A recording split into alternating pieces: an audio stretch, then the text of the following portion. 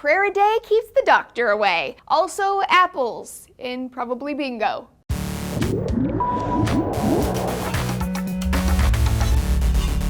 Hey everyone, Laci Green here for D News. Prayer is an aged ritual and a nearly universal human behavior. Nearly 90% of Americans pray regularly, and about 60% pray at least once a day. From a psychological perspective, is this a positive thing? Religions often convey God as a sort of parent figure, which means among psychology researchers that God is seen as the ultimate attachment figure. It's well established that our relationship with our parents can determine mental health outcomes, and researchers are finding that the nature of a religious person's relationship with God may also determine mental health outcomes.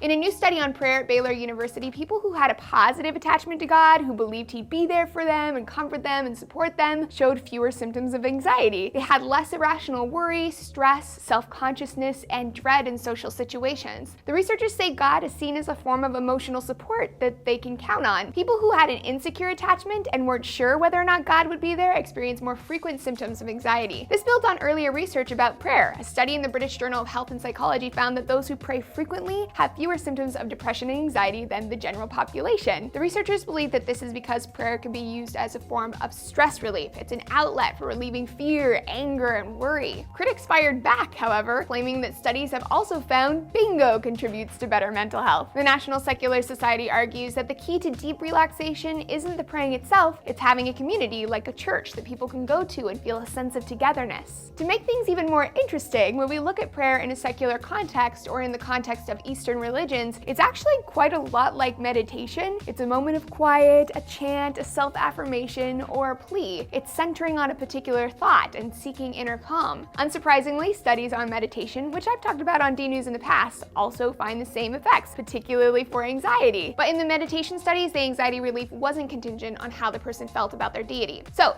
folks, what do you think about prayer? Has it ever helped you out? Tell me about it down below, and I'll see you next time on D News.